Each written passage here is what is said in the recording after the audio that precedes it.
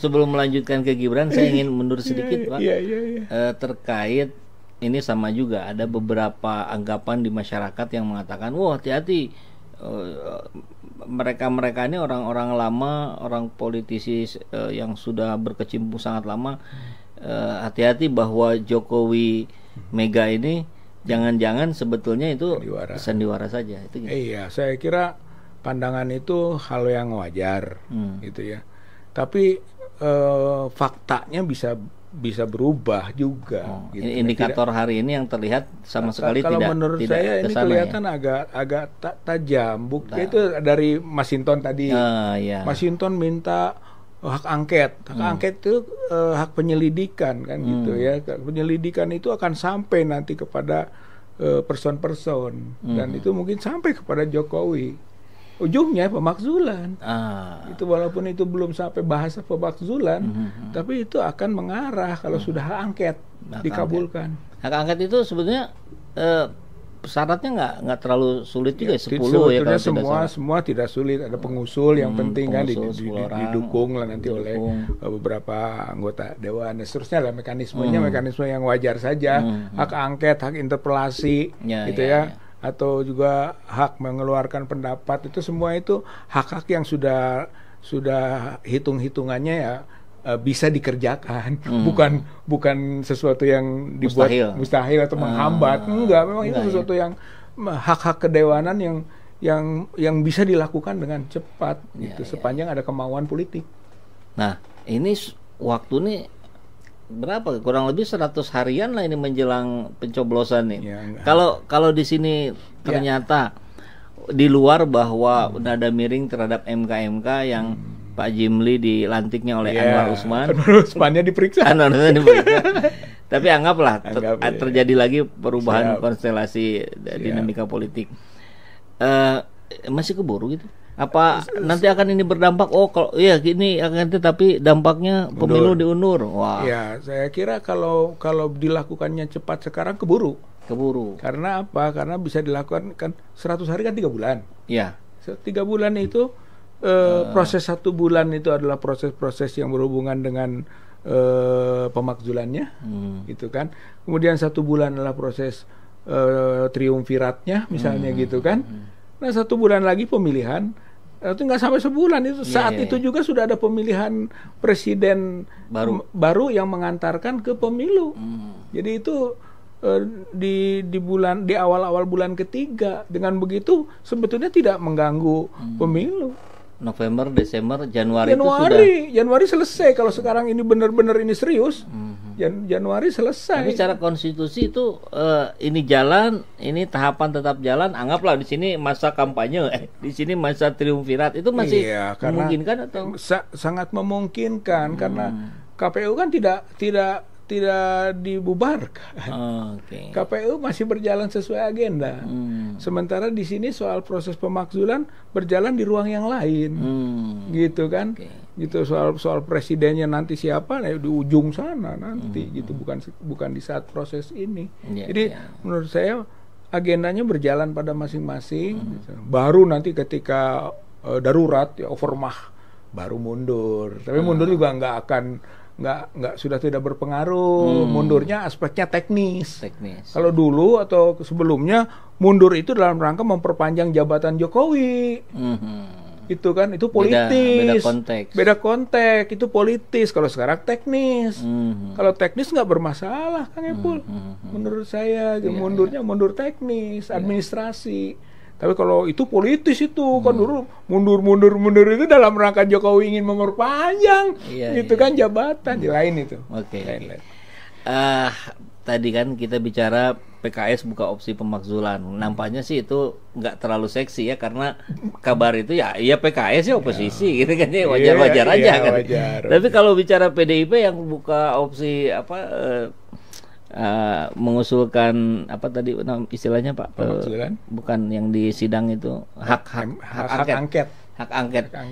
Ini sejauh mana Pak Rizal melihat keseriusan yang dimunculkan Masinton ini? Ya sebenarnya kan Masinton itu salah satu saja dari satu paket punggawa punggawa PDIP yang berbicara tentang pengkritisan MK. Gitu kan. Itu kan semua ada hubungan MK. Mas Hinton itu karena ada MK putusan begini angket. Tapi sebelumnya kan ada Hasto. Hasto juga udah bicara. Lalu ada si Adiana Pitupulu. Kemudian ada Beator Suryadi. Gitu kan. Itu kader-kader PDIP yang jeger-jeger lah. Jadi tidak mungkin mereka berbicara pribadi. Kalau tidak ini merupakan misi institusi. Dan tidak mungkin Mega tidak tahu. Yang sangat wajar itu ini perintah ketum. Perintah ketum karena partai ini kan ketumkrasi kan. Iya, ketumkrasi. Gitu. Jadi bisa diduga gitu. Nah, sementara Megawati kan kecewa dengan putusannya Jokowi gitu kan, yang pindah ke Prabowo bukan dukung Ganjar kan gitu.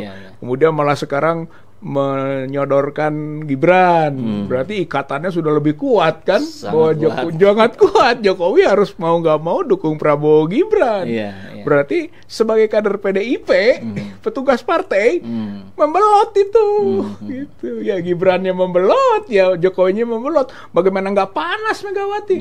Gitu Pak. Jadi gambaran keseriusan itu ada terbuka. Tapi menarik ya ketika gambaran keseriusan ini muncul dalam sosok Mas Hinton di ruang sidang, bukan misalkan secara declare statement menyatakan Gibran dipecat misalkan, nggak kesana ya. Apa ini juga menjaga respon publik yang sering mudah terenyuh dengan orang-orang yang sedang ditekan gitu, sehingga saya kira itu akan jadi tuntutan lagi rakyat, tuntutan masyarakat. Kalau Mas Hinton begitu, Hasto begitu, ya konsekuensinya pecat dong. Itu jadi itu justru untuk menunjukkan apakah, kalau saya tulis hari ini nih, gitu kan. Dulu Jokowi itu the king of lip service. Sekarang jangan-jangan Megawati the queen of lip service. Maksudnya bagaimana itu? Jadi hanya ratu basa-basi, itu bahkan ratu bohong. Kalau dia tidak memecat, gitu. Jadi hanya basa-basi aja semua ini kan. Justru apakah mau digelari the queen of lip service, gitu kan? Atau memang ya konsisten, gitu kan? Jadi pembuktiannya pecat, gitu. Atau kalau ini menggelinding, mungkin hak angket menggelinding, otomatis akan ada pemecatan. Bisa saja Pak, itu dalam kaitan dengan manuver politik namanya. Bisa jadi pecat Gibran, nah Gibran pecat, ya Jokowi harus dipecat juga. Rame itu Pak. Itu baru tanda-tanda pemakzulan dekat. Budiman Sujatmiko aja tanpa ini langsung dipecat. Budiman saja dipecat. Padahal sama itu karena dukungan ke Prabowo. Urutannya Prabowo. Ini wapresnya Pak. Iya.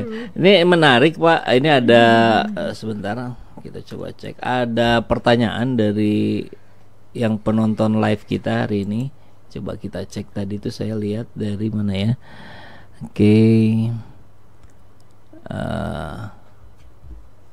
Mana? Saya lihat di sini saja deh. Tadi kita baca. Apakah apabila ini dari Denny, apakah apabila dimakzulkan PDIP bisa terbuka boroknya? Jadi barangkali pertanyaannya lebih ke blunder nggak ya kalau PDIP terus melakukan ini untuk PDIP-nya dan misalkan Ganjar Mahfudnya lah, anggap begitu. Ya lebih borok tidak memakzulkan. Pak, itu kan orang sudah baca gitu kan, borok-boroknya. Kalau dia tidak memakzulkan, bermain-main, ya itu berarti borok kan, nampak. Partai penguasa tapi tidak seperti udah terlegitimasi lah, gitu. Tapi kalau sekarang dia berbuat, Pak, demi rakyat lah, gitu kan. Dia melakukan proses pemakzulan karena memang aspirasi rakyat mengendaki pemakzulan. Dia membuat satu prestasi. Gitu. Nah di situ nanti akan kita baca di pemilunya, apakah rakyat masih akan memberi support kepada PDIP yang telah berhasil memakzulkan. Mungkin saja Pak, karena itu ukuran. Mungkin itu juga yang sedang dipertimbangkan dengan matang oleh kawan-kawan di PDIP. Saya kira kalau kita berprasangka baik, dia mempertimbangkan itu, gitu. Daripada sekarang gitu kan di belakang itu bermain-main, bersandiwara. Nanti dampaknya itu ini kan bukan hanya pilpres, pileg juga. Pileg juga. Gitu. Jadi kalau misalnya di pilpres main-main, pileg bisa rontok. Tapi kalau di pilpres juga dia sudah melakukan sesuatu prestasi demi aspirasi rakyat, poin penting buat pileg. Gitu, Pak. Ini jadi seperti yang baik kan dong petisi 100 sama PDIP nih kelihatannya kalau dalam konteks yang ini. Akan muncul kepentingan yang sama. Kepentingan yang sama. Dari sisi yang berbeda. Dari sisi yang berbeda. Jadi berbeda gitu kan. Kalau PDIP mungkin punya kepentingan pendek. Tapi kalau petisi 100 kepentingan panjang. Gitu kan, karena bukan hanya pemakzulan, 2 poin Kang Epul. Apa ya? 1 pemakzulan Jokowi, kedua pemulihan kedaulatan rakyat.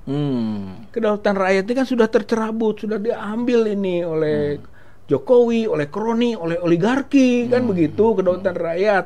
Jadi bukan hanya menurunkan Jokowi kalau petisi 100, gitu, tapi juga memulihkan kedaulatan rakyat. Jadi lebih. Tapi satu paket kan maksudnya dengan memulihkan itu dengan memakzulkan Jokowi. Ya harus dimakzulkan dulu, itu syaratnya. Kita sulit memulihkan kedaulatan rakyat masih ketika Jokowi masih cawe-cawe seperti ini. Nah di situ ada titik temu dengan kepentingan pragmatis mungkin partai politik. Nah titik temu ini apakah akan ditindaklanjuti oleh teman-teman petisi 100 misalkan berencana bertemu dengan enggak masalah. Enggak masalah, malah kita berharap sebenarnya Pak Epul, dan petisi 100 ingin menyampaikan aspirasi di MPR, baru DPD kemarin. DPD sudah ya diterima oleh Pak Tamsin. MPR secara institusi menyeluruh belum juga. Maka sebaiknya melalui DPR. DPR juga masih menutup. Gitu kan, belum ada sinyal-sinyal sampai kemarin ya. Kita berharap ini gitu kan dengan konstelasi politik yang berubah ya gitu, membuka diri DPR, Mbak Puan sebagai ketua DPR RI, ayo, dan orang membaca itu kan PDIP gitu. Jadi di situ nanti kita nggak perlu kongko begitu, nggak penting Pak. Yang penting adalah proses politik berjalan sesuai dengan kepentingan masing-masing untuk nusa dan bangsa yang lebih baik. Itu saya kira akan nyambung sendiri. Gitu. Nah kalau sekarang coba kita masuk pada sosok Gibran, anak muda yang di frame oleh mereka sebagai sosok muda berbakat, berkarya dan sebagainya. Sebetulnya kan di satu sisi kita butuh sosok anak muda yang sukses segala macam. Tapi ketika yang dimunculkan Gibran kan ini bertolak belakang karena ya kita tahu semua lah ini sudah jadi perbincangan teman-teman di warung kopi di sudut-sudut desa kota gitu bahwa yang mereka usung ya yang Gibran bawa ya nama besar bapaknya. Kira-kira pandangan Pak Rizal nih untuk bagaimana ya untuk menyampaikan ke masyarakat ya tadi bahwa kita butuh anak muda tapi bukan yang itu gitu.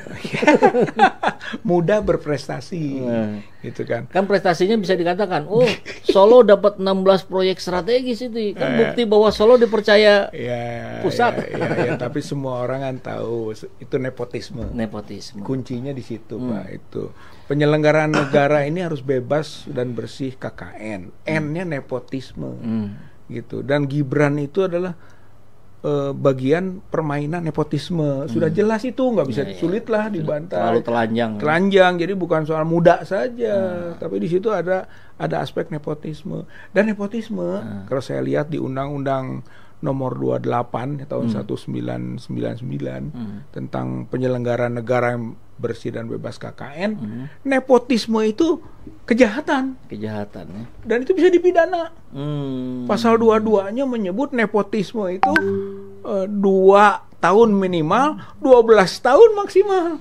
Jadi ini penting. Ini agak terlupa ya kita selama ini terkait nepotisme dan kolusi. Hanya korupsi saja. Kalau korupsi ya ada undang-undang tindak pidana korupsi.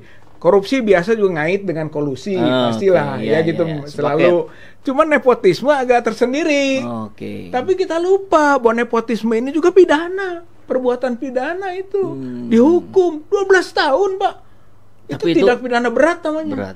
Tapi itu bukan ranah KPK ya kalau nepotisme? Tidak, itu nanti ranahnya malah ranahnya peradilan umum. Itu bisa dilaporkan ke polisi polisi disidik gitu kan, kejaksaan lalu masuk ke pengadilan. Itu bisa.